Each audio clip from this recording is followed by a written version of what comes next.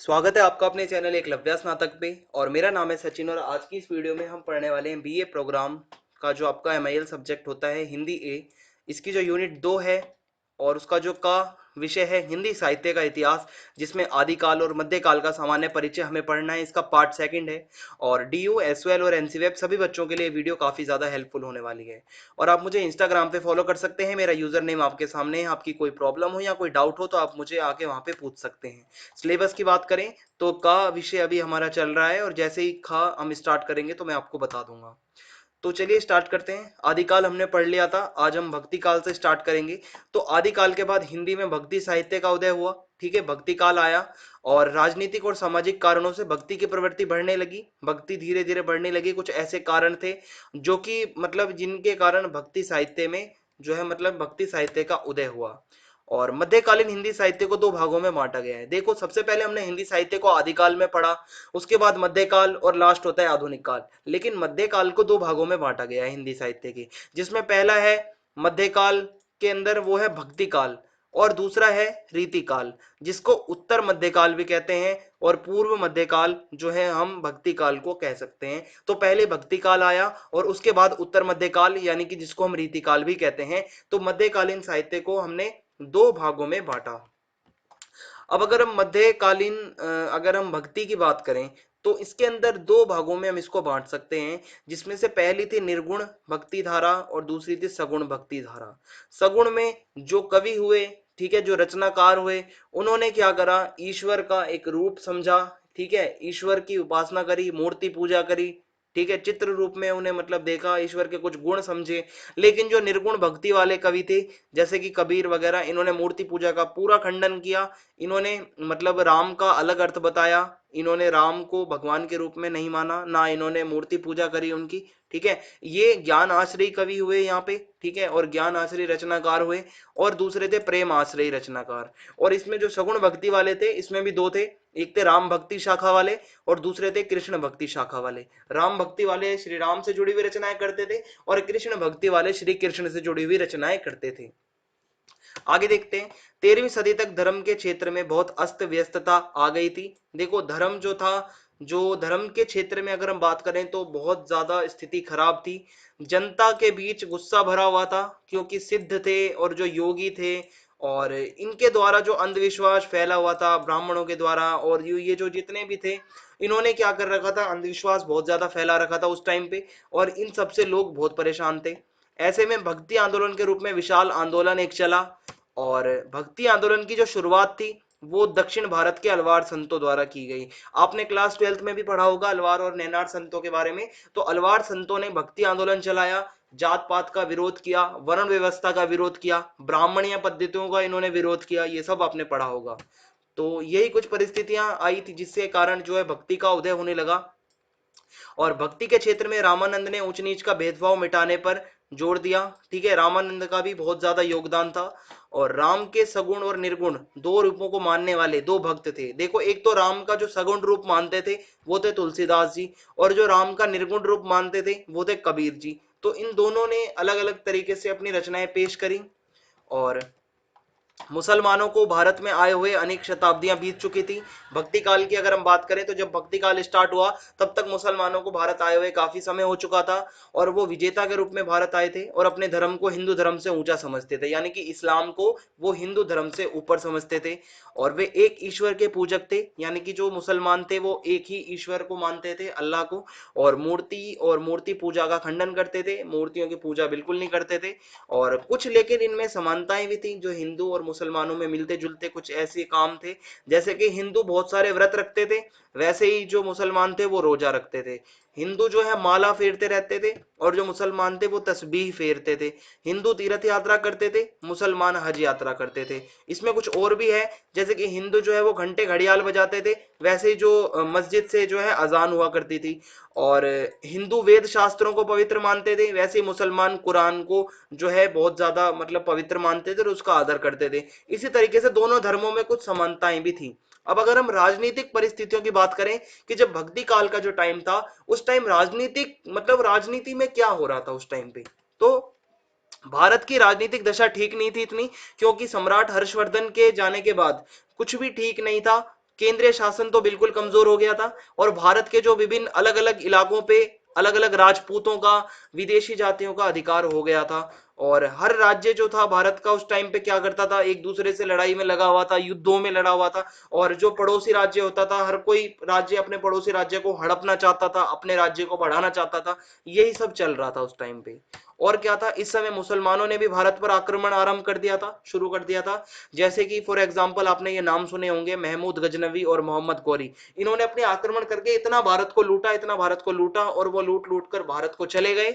उसके बाद गुलाम वंश आया, खिलजी वंश आया, तुगलक वंश आया। इन्होंने भारत पर शासन किया, इन्होंने लूटा पाटा नहीं, इन्होंने भारत पे शासन किया। ठीक है, लंबे समय तक भारत में टिके रहे। और हिंदू जो थे राजनीतिक दृष्टि से मिट चुके थे। हिंदुओं का राजनीति में कोई बोलबाला इतना नहीं था। परंतु प्राचीन धर्म संस्कृति, अपने आप को बहुत ऊपर समझ रहे थे उस टाइम पे हिंदू, क्योंकि एक इतिहास में उनका नाम था। ठीक है, जो सनातन धर्म और जो ब्राह्मणों का वर्चस्व था काफी पुराने समय से, इसलिए वो अपने आप को छोटा समझने को बिल्कुल भी तैयार नहीं थे इन मुसलमानों के आगे। और इसके अलावा हिंदू जो सामंत होते थे और जो धर्माचार्य होते थे, ठीक है, वो क्या करते थे, हिंदू जो राजा थे या हिंदू थे, उनको वो मुसलमानों के खिलाफ भड़काते रहते थे कि हम किसी से छोटे नहीं हैं, हमारा एक गौरवपूर्ण इतिहास रहा है, हम क्यों किसी के सामने झुके। तो इसके बाद क्या हुआ, कबीर ने एक नए पंथ का आरंभ किया, जिसमें सब मानव एक भगवान की संतान थे, भाई भाई थे, और ऊंच नीच जो है बिल्कुल भी नहीं थी। कबीर ने ऊंच नीच मिटाने पर जोर दिया, भाईचारे को बढ़ाने पर जोर दिया, सभी धर्मों को एक करने पर जोर दिया, खासकर हिंदू मुसलमान एकता पे जोर दिया कबीर ने। और सामाजिक परिस्थितियों की अब हम बात करते हैं। देखो, राजनीतिक मैंने आपको बता दी क्या चल रहा था राजनीति में। समाज की बात करें तो शुरुआत में आर्य लोग 4 वर्णों में बटे हुए थे, आप सबको पता होगा, ब्राह्मण, क्षत्रिय, वैश्य, शूद्र।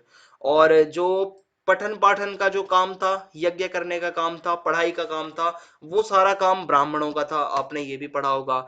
जो लोग युद्ध में शामिल रहते थे उन्हें क्षत्रिय कहते थे, ये भी आपने पढ़ा होगा।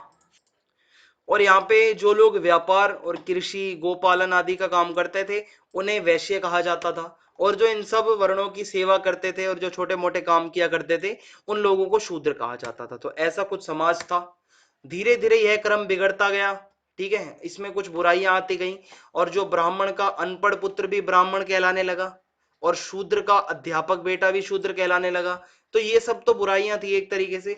जो ब्राह्मण पढ़ा लिखा है, अपने आप को ब्राह्मण कहे तो चलता है, ब्राह्मण का बेटा जो कि अनपढ़ है वो भी खुद को ब्राह्मण कहने लगा था। एक शूद्र जिसको निम्न समझा जाता था छोटे मोटे काम के लिए, अगर उसका बेटा पढ़ लिख जाए तब भी उसको शूद्र ही कहा जाता था। तो ये सारी चीजें गलत थी, और ये न्याय के विरुद्ध, मतलब ये अन्याय था एक तरीके से, कि भाई ब्राह्मण का अनपढ़ बेटा भी खुद को ब्राह्मण कह रहा है, और शूद्र का पढ़ा लिखा अध्यापक बेटा भी, मतलब उसको शूद्र क्यों कहा जा रहा है समाज में। तो ये अन्याय हो रहा था, और इसका विरोध बौद्ध धर्म ने किया, कड़ा विरोध किया, खंडन किया। परंतु जब बौद्ध धर्म क्षीण हो गया, यानी कि खत्म होने की कगार पे था बिल्कुल भारत से, तो ब्राह्मण धर्म ने दोबारा से जोर पकड़ा। तब फिर से कर्म की अपेक्षा जन्म को महत्व दिया जाने लगा। ब्राह्मण जो है, सन्यासी आदि अपने को बहुत ऊंचा और दूसरे वर्गों को नीचा समझने लगे। जो ब्राह्मण लोग थे और जो सन्यासी थे, अपने आप को दोबारा से वो बहुत ऊंचा समझने लगे, और दूसरे वर्गों को खुद से नीचा समझने लगे थे। कबीर, रैदास, दादू, अनेक संत कवि थे। ठीक है, एक तो स्वयं ऊंचे ना माने जाने वाले कुलों में पैदा हुए थे। कबीर, रैदास और दादू, ये तीनों ऐसे संत कवि थे जो खुद भी मतलब ऊंचे, मतलब कुल में पैदा नहीं हुए थे। और इन संत कवियों ने अपने पूर्वजों जैन कवियों की परंपरा का निर्वाह करते हुए सामाजिक बुराइयों को जड़ से उखाड़ फेंकने का प्रयास किया। यानी कि कबीर, रैदास, दादू, ये सब ऐसे संत कवि थे जिन्होंने सामाजिक बुराइयों को, और जो मतलब ये जो अंधविश्वास और ये सब जो फैला हुआ था, इन सबको जड़ से उखाड़ फेंकने का काम जो किया वो इन्हीं ने किया। और क्या था, आइए देखते हैं। अब अगला जो टॉपिक है वो है संत काव्य।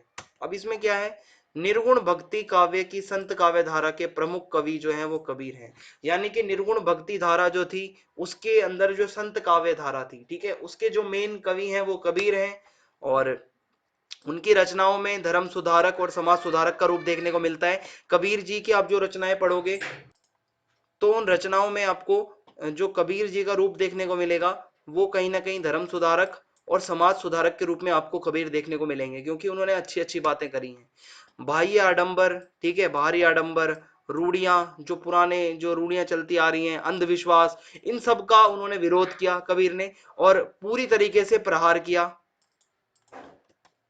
और कबीर के अलावा इस शाखा के कुछ और भी कवि थे, मैंने आपको बताया संत कवि में, जैसे कि रैदास, दादू आदि, ठीक है। और संत काव्य की विशेषताएं, ये आपके पेपर में क्वेश्चन आ सकता है कि संत काव्य की विशेषताएं या संत काव्य की प्रवृत्तियों पर आप टिप्पणी कीजिए। तो आपको बताना होगा कि संत काव्य कैसा होता था।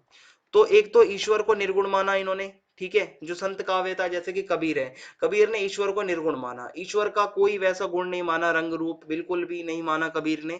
कबीर ने जो है राम की अलग अभिव्यक्ति दी, उन्होंने बिल्कुल मूर्ति पूजा और ये मूर्ति वगैरह का खंडन किया, यज्ञ वगैरह का खंडन किया, ईश्वर को उन्होंने अपने अंदर मतलब महसूस किया, और इस तरीके से उन्होंने ईश्वर को निर्गुण माना। बाह्य आडंबर, रूढ़ी, अंधविश्वास, इन सब का विरोध देखने को मिलेगा आपको, ठीक है। और जाति व्यवस्था का विरोध किया, ऊंच नीच बड़ी छोटी जाति कुछ नहीं होता, ऐसा सब मतलब सबको एक बराबर बताया यहाँ पे कबीर ने। हिंदू मुस्लिम एकता पर बल दिया कबीर ने, यहाँ पे हिंदू मुस्लिमों को मतलब एक करने का प्रयास किया, दोनों के धर्म में जो बुराइयां हैं उस पे यहाँ पे इन्होंने कटाक्ष किया, ठीक है। और गुरु को सबसे ऊपर समझा, यहाँ पे ईश्वर से ऊपर भी गुरु को समझा गया है संत काव्य के अंदर। और एक लाइन है यहाँ पे कबीर की कि गुरु गोविंद दो खड़े काके लागू पाए, बलिहारी गुरु आपने जिन गोविंद दियो बताए। तो इसमें मतलब यही है कि गुरु को ईश्वर से भी ऊपर समझा संत कवियों ने। और सूफी काव्य की अब हम बात करते हैं, क्योंकि सूफी काव्य के ऊपर भी क्वेश्चन आता है। तो सूफी काव्य जो था ये प्रेम आश्रयी इसको धारा भी कहा जाता है। देखो वो जो पहले वाली थी संत काव्य, वो ज्ञान आश्रयी शाखा थी, जिसमें ज्ञान की बातें उपदेश की बातें की गई, ठीक है। और ये जो सूफी काव्य था ये कहीं ना कहीं प्रेम आश्रयी शाखा थी, इसमें प्रेम संबंधी बातें की गई। और इस काव्य धारा के जो प्रमुख कवि हैं सूफी काव्य धारा के, वो है मलिक मोहम्मद जायसी जी। और जो इससे पहले वाली मैंने आपको पढ़ाई थी संत काव्य धारा के, उसमें कबीर सबसे इंपॉर्टेंट है। तो मलिक मोहम्मद जायसी, आपने इनका नाम सुना होगा। इनकी फेमस एक रचना है पद्मावत, बहुत ज्यादा प्रसिद्ध है। और कुछ और भी कवि थे सूफी काव्य के, जैसे कि मंजन, उस्मान, नूर मोहम्मद, ठीक है। तो इन्होंने भी रचनाएं की। अब एग्जाम में क्वेश्चन आता है कि सूफी काव्य की विशेषताएं बताओ या सूफी काव्य धारा की प्रवृत्तियों पर टिप्पणी करो। तो उसमें आप क्या बताओगे कि सूफी कवियों ने मुस्लिम होकर हिंदू घरों में प्रचलित कहानियों को चुना और इस तरह हिंदू लोगों के करीब आने का प्रयास किया। सूफी कवि थे जैसे कि मलिक मोहम्मद जायसी, मुसलमान थे, लेकिन मुसलमान होते हुए भी इन्होंने पद्मावत की रचना करी, जो कि एक हिंदू घर की कहानी थी, ठीक है। तो इस तरीके से इन्होंने हिंदुओं के करीब आने की कोशिश करी। और सूफी कवियों ने मुस्लिम और हिंदुओं को पास लाकर भेदभाव को मिटाने का भी प्रयास किया, हिंदू मुस्लिम एकता पर बल देने की इन्होंने जो है मतलब कोशिश करी। और सूफी कवियों ने अवधी भाषा का इस्तेमाल किया है, ठीक है, याद रखना। और सूफी काव्य में दोहा चौपाई छंद का इस्तेमाल आपको देखने को मिलेगा। सूफी काव्य की रचना मसनवी शैली में की गई। और अगली जो अब शाखा है वो है कृष्ण भक्ति शाखा, ठीक है। अभी तक जितना हमने पढ़ा वो मोस्ट इंपोर्टेंट है आपके एग्जाम की दृष्टि से, ये भी इंपॉर्टेंट है कृष्ण भक्ति शाखा की प्रमुख विशेषताएं। तो कृष्ण भक्ति नाम से पता चल रहा है इसमें भगवान कृष्ण का ही मतलब जो है वर्णन होता था रचनाओं में। और इसके अंदर सीमित छंदों का प्रयोग देखने को मिलता है, क्योंकि ज्यादातर जो है पदों का ही प्रयोग होता है। कृष्ण से जुड़ी हुई जो आप रचनाएं पढ़ोगे, कवि जो आप कविताएं वगैरह ये हम पढ़ते हैं, तो उसमें ज्यादातर आपको पद देखने को मिलेंगे, ठीक है। और इस शाखा के कवियों ने प्रमुख रूप से ब्रज भाषा का प्रयोग किया है, क्योंकि श्री कृष्ण का इलाका ही वही था, ब्रज का और आसपास का। और ज्यादातर जो श्री कृष्ण पे आपको देखने को मिलेंगी रचनाएं वो ब्रज भाषा में ही देखने को मिलेंगी। और जो कृष्ण भक्ति शाखा में जो रचनाएं होती थी, इसके अंदर अनुप्रास, यमक, श्लेष और ये जो शब्दालंकार होते हैं जैसे, और उपमा, रूपक, उत्प्रेक्षा, ये जो अर्थ अलंकार होते हैं ये आपको देखने को मिलेंगे मेनली। और कृष्ण लीला का वर्णन होता था, जो कृष्ण भक्ति शाखा के जो मेन कवि थे उन्होंने अपनी रचनाओं में कृष्ण लीला का खूब अच्छे से वर्णन किया। और इस शाखा के कवियों ने बाल कृष्ण के जीवन को विषय बनाकर रचनाएं की। कृष्ण जी जब छोटे थे उनकी क्या लीलाएं होती थी, क्या क्या वो करते थे, वो सारी चीजें उस तरीके से उन्होंने रचनाएं करी हैं जो भी कृष्ण भक्ति शाखा के कवि हैं। और कृष्ण काव्य में प्रकृति का भी अच्छा वर्णन है, नेचर का, क्योंकि जो श्री कृष्ण गोकुल और वृंदावन आदि स्थलों पर ही वो रहते थे।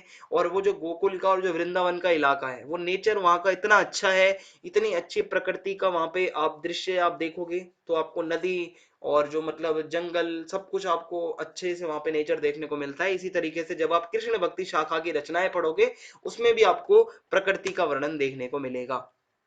अब जो अगली शाखा है वह राम भक्ति शाखा, जिसको राम भक्ति काव्य भी कहा जाता है। तो नाम से इससे पता चल रहा होगा, इसमें श्री राम के ऊपर रचनाएं होती थी और राम काव्य ने भारत की जनता को बहुत प्रभावित किया है। देखो राम, श्री राम के ऊपर जो भी रचनाएं हुई वो बहुत ज्यादा फेमस थी और राम काव्य जो है वो जनता का मनोरंजन करता है और आधुनिक काल में भी रामलीलाएं होती हैं। ठीक है, आज के टाइम पे भी आप देखोगे तो रामलीला से हमारा बहुत अच्छा एंटरटेनमेंट होता है, काफी ज्यादा मनोरंजन करती हैं रामलीलाएं। और राम जो है वो मर्यादा पुरुषोत्तम है, आप सबने सुना होगा, और उनका चरित्र जो है मानव जाति के लिए एक आदर्श है। ठीक है, एक वो आइडियल पर्सन है कि उनके जीवन से हमें बहुत सीख मिलती है। राम काव्य में मर्यादा का प्रमुख स्थान है। श्री राम से संबंधित जो रचनाएं थी उसमें मर्यादा का बहुत एक अच्छा स्थान है। राम का चरित्र ही मर्यादा पुरुषोत्तम का चरित्र है। जो कैरेक्टर जो श्री राम का इसमें दर्शाया गया है वो मर्यादा पुरुषोत्तम का दिखाया गया है। जैसे कि सत्य पर दृढ़ रहना, हमेशा सच बोलना, पिता की आज्ञा का पालन करना और प्रतिज्ञा पूरी करना, और ये सब जो गुण हैं ये एक मर्यादा पुरुषोत्तम के ही होते हैं। ठीक है, तो इस तरीके से श्री राम का वर्णन यहाँ पे देखने को मिलता है। और राम भक्ति काव्य में अवधि और ब्रज भाषा दोनों का प्रयोग आपको देखने को मिलेगा। और राम भक्ति काव्य में राम विष्णु के अवतार हैं। ठीक है, राम श्री राम जी को विष्णु जी के अवतार बताए गए हैं। और राम काव्य में प्रकृति का चित्रण भी आपको देखने को मिलता है, जैसे कि जंगल का यानी कि वन का, पर्वतों का, सूर्योदय का, वर्षा का, ये सब आपको देखने को मिल जाएगा जो राम से संबंधित आप काव्य जब उसमें पढ़ते हैं।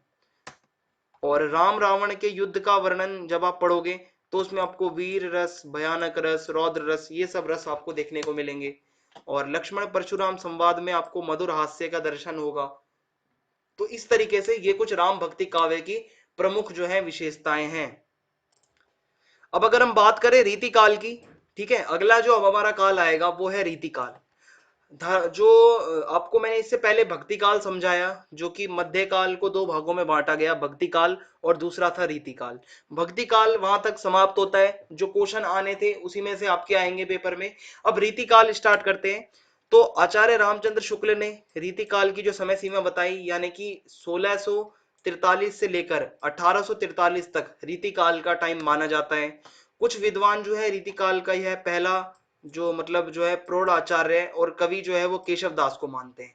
यानी कि जो विद्वान है वो रीति काल का पहला कवि जो मानते हैं वो केशव दास जी को मानते हैं।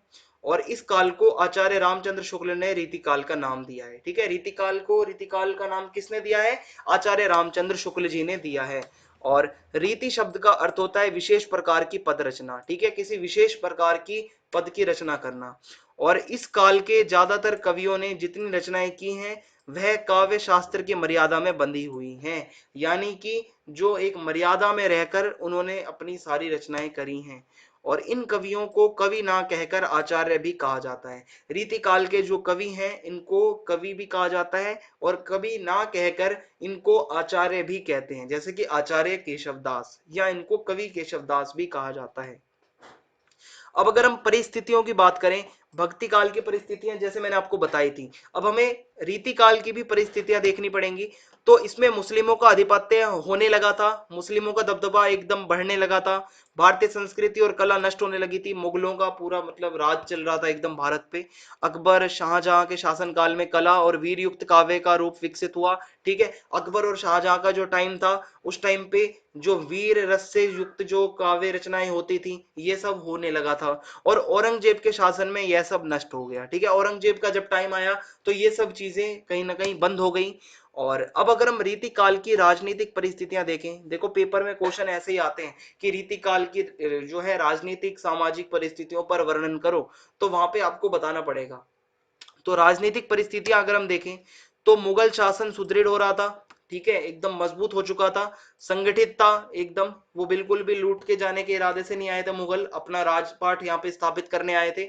और वो एक बादशाह विलासिता की ओर अग्रसर होने लगा था। देखो इसमें भोग विलास और मतलब शाही जीवन जीना, ठीक है, इन सब में वो बहुत ज्यादा मुगल शासन अब आगे बढ़ने लगा था। और इसका प्रभाव हिंदू राजाओं पर भी पड़ रहा था कि भाई मुगल राजा तो हैं वो एकदम विलासितापूर्ण जीवन जीते हैं, एकदम ऐशो आराम से रहते हैं, ऐसा हमें भी करना चाहिए। और इसी के कारण उन्होंने भी मुगल दरबार की विलासिता का अनुकरण करना शुरू कर दिया, यानी कि कॉपी करनी शुरू कर दी। जो हिंदू राजा थे वो भी अब कॉपी करने लगे मुगलों की। जो मुगल एकदम शानो शौकत से रहते थे विलासिता के साथ, अब हिंदू राजा भी ये सब करने लगे। और राज दरबारों में शान शौकत और दिखावे की प्रवृत्ति बढ़ने लगी। देखो इस टाइम पे हर राजा चाहता था कि मैं दिखावा करूं, शान शौकत से रहूं, एकदम ऐशो आराम में रहूं। ये सब बहुत ज्यादा उस टाइम पे चल रहा था। और क्या था, राजाओं ने अपने दरबारों में कवियों को आश्रय देना शुरू कर दिया था। राजा अपने दरबार में दरबारी कवियों को रखते थे, ठीक है। और कवियों ने क्या किया था अपने काव्यों में, जो देखो रीति काल के अंदर जो कवि थे उन्होंने जो अपनी रचनाएं करी, जो कविताएं लिखी, उसमें सिर्फ और सिर्फ उन्होंने आश्रय दाताओं का, यानी कि जो इनको अपने दरबार में रखते थे जो राजा लोग होते थे, सिर्फ और सिर्फ उनका गुणगान किया इन कवियों ने। जनता के बारे में कुछ भी नहीं लिखा इन्होंने, ठीक है। और इनकी इच्छाओं को पूरा करने के लिए कवियों ने श्रृंगार रस की रचनाएं शुरू कर दी।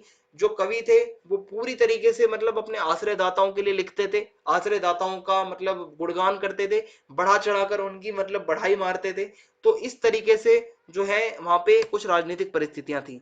अब अगर हम सामाजिक परिस्थितियों की बात करें, समाज में क्या चल रहा था रीति काल में, तो रीति काल में राजनीतिक परिस्थिति ठीक नहीं थी। इसी कारण समाज भी है, मतलब जब हमारा राजा ही सही नहीं होगा तो समाज यानी जनता पे क्या उसका असर पड़ेगा। तो सामाजिक परिस्थिति भी ठीक नहीं थी। राजा जो था वो भोग विलास में लिप्त था, शानो शौकत और दिखावे करने में मतलब बिजी थे सभी राजा। और जो जनता की आर्थिक दशा जो है दयनीय होती जा रही थी, जनता जो है मतलब दुखी थी। रीति काल के शासक जो होते थे जनता के पैसे का भी इस्तेमाल करते थे अपने मतलब विलास के लिए, ठीक है। और मतलब जनता दुखी थी।